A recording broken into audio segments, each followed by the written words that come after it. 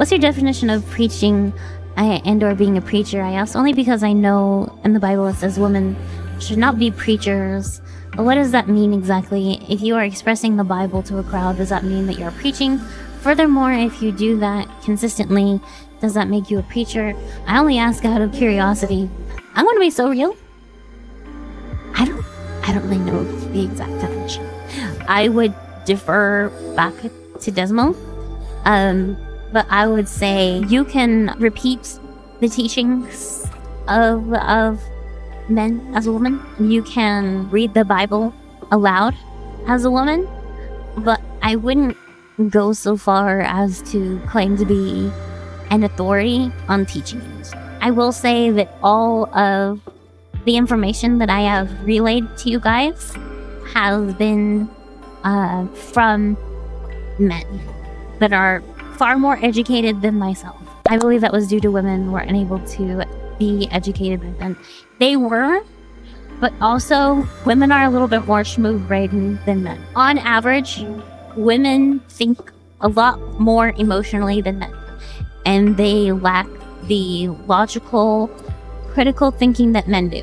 There are your standouts, but on average, I would not trust a woman to teach theology. Women are also easily tricked. I present to you. Yes, women were the first to fall. Men followed suit.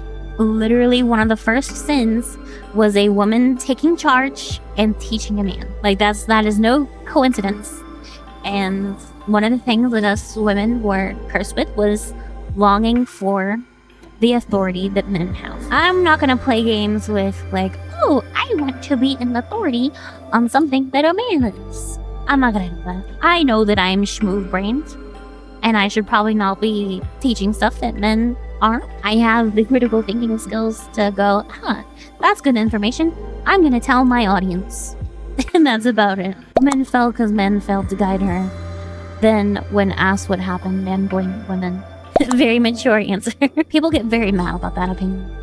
I had a little scuffle on Twitter about that exact thing. I basically went on to say, every single society has gone on to basically limit women's authority in some way, shape, or another. Every single society, pretty much. Limiting just a few. I will explain myself on that, though. You don't get societies unanimously agreeing on things if it's not just a simple fact of life. Pretty much every single society says murder bad, stealing bad. It may change in context. So stealing from the king is bad, or murdering a person of the high court is bad, or things only happening to higher level authority figures. But they all commonly have laws against these specific things across society, which are, the 10 Commandments, pretty much. Because it's written on our hearts. It may manifest itself in different ways according to different cultures. But it all generally follows the same rules. But the main point is, the same thing with women. Every single society did not limit and enforce rules against women for no reason. They obviously had some kind of connecting thing where they all obviously saw something in women that's yeah, no, we can't have you being the leader of our country. We can't have you having huge societal impact. And that's because women are just not built for authority. I'm sorry. Women are not built physically, psychologically for maintaining authority. You can be mad at me all you want. That's just a fact. There will be some exceptions on very rare occasions, and women can be called to do important things like we've seen in the Bible on occasion. But pretty much every single time we see that in the Bible, it's because a man failed at doing something. The woman was the backup. They weren't the first choice. So many people can perform good, but it's still hold other people in contempt. There's a time and place as a woman can hold wisdom and they complete men, but just as they hold wisdom, I think men do. And one of how to wield authority to guide women. Yes, women get lumped together with children for a reason. Like you see, like, oh, women and children first, women and children first. Number one, because they are valuable to society. Men hold them in great reverence, and they place a lot of care towards them, a lot of endearment.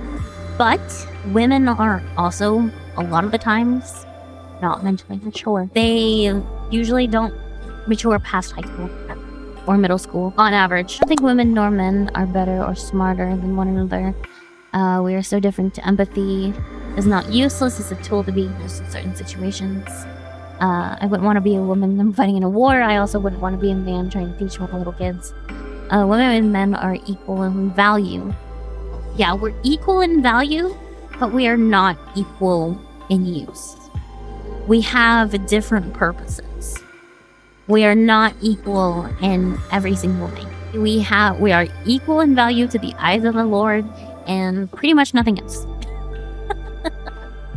Pretty much nothing else. Women have their value in society too. They temper men, and they take houses and turn them into homes. They take what men give and they make it into something even better. But while empathy is a good thing that women possess, it has gone haywire in recent days. It has gone from something that's been useful to something that's near suicide. We have an epidemic of suicidal men. And I think the feminization of society is largely to blame for that. Men becoming more feminized and women being quote unquote empowered to live their lives away from men who will in turn temper them and temper their expectations. A lot of society's problems are stemmed from people throwing caution to the wind for the sake of basically, helping people. Yes, it is good to help people. No, it is not good to light yourself on fire so that someone who doesn't even care about you can stay warm for 5 minutes.